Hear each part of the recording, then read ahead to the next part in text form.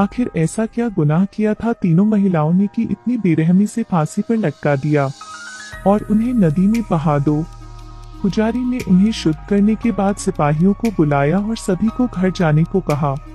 पुजारी ने उन्हें लाशों को खींचने के लिए कहा, उनके हाथों में जादू खत्म करने के लिए, अन्यथा चुड़ैल का पुनर्जन्म होगा। लेकिन मुख्य व्यक्ति ने इसका पालन नहीं किया, एक बहाना ढूंढा और जल्दी से चला गया। पुजारी को बस इसे स्वयं करना था। 2 लाशों को ऊपर खींचने की कोशिश। फिर पुस्तक में लिखे मंत्र का जाप करें और निश्चय ही एक वाक्य है कि शरीर हिलेगा। ऐसा लग रहा था जैसे वह एक दानव के रूप में ऊपर जाने वाला था। पुजारी ने पुस्तक से मंत्र पढ़ना समाप्त कर दिया। तभी दानव का पूर्ण अंत हो सकता है। लेकिन जब अंतिम शरीर को ऊपर खींचा गया तो पुजारी को वापस नदी में खींच लिया गया। कुछ समय बाद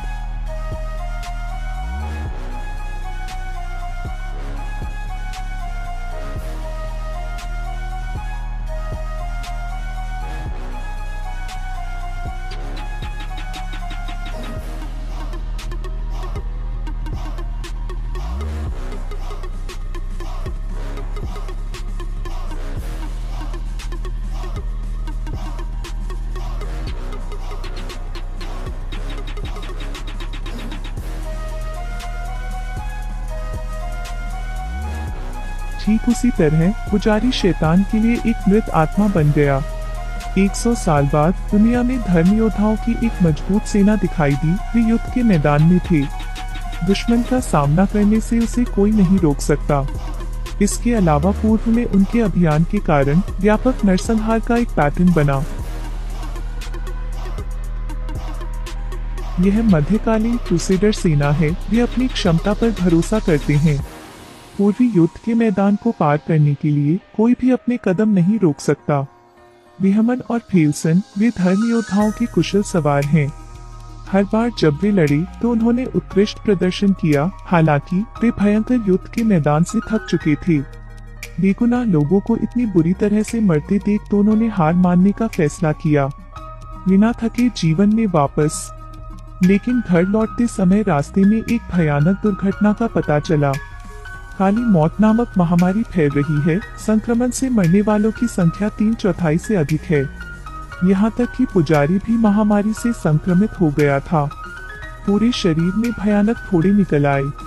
उन्होंने बेहमन और फेल्सन को बताया कि काली मौत एक शैतानी अभिशाप थी। यह चुड़ैल द्वारा लाया गया था। कार्डिनल ने उन्हें परीक्षण के लिए जादूगरनी को कॉन्वेंट में लाने के लिए आमंत्रित किया।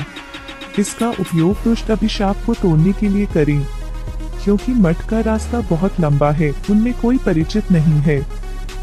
बेहमान उस चोर के पास गया जो उसका सिर काटने पर था। उनसे कहा कि यदि आप सभी दोषों से छुटकारा चाहते हैं तो उन्हें जाने दें।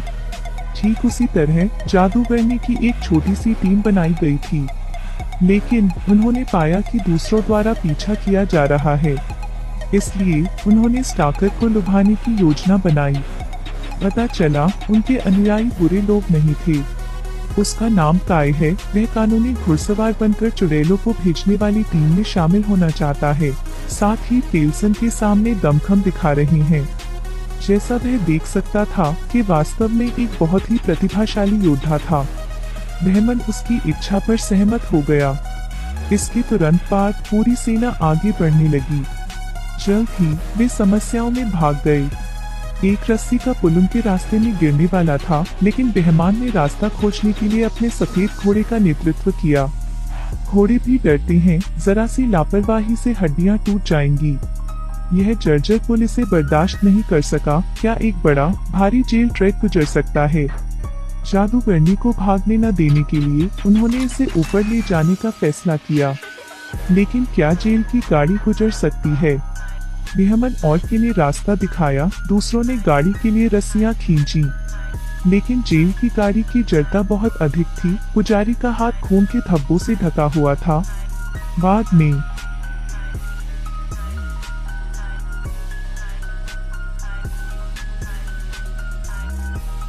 इसी तरह जेल की गाड़ी ने नियंत्रण खो दिया। काय को रेलिंग से फेंक दिया गया था। वह जादूगरनी जिसने उसे पकड़ लिया था और उसकी जान बचाई थी। उसके तुरंत बाद जेल की गाड़ी ने अपनी खड़ी चढ़ाई जारी रखी।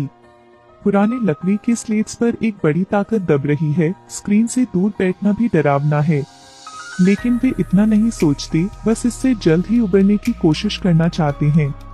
यह देखते हुए कि निलंबन पुल की रस्सी टूटने वाली थी, जिस समय हजारों पाउंड बाल लटके थे, अंत में सभी ने गाड़ी को धक्का दे दिया। खतरनाक पलों से बचे। उनके पास आराम करने के लिए ज्यादा समय नहीं था। जंगल में भेड़ियों के कई हाव भाव थे। जल्द ही भेड़ियों ने उन्हें ढूंढ निकाला और अपनी अनवरत घात लगाना शुरू कर दिया।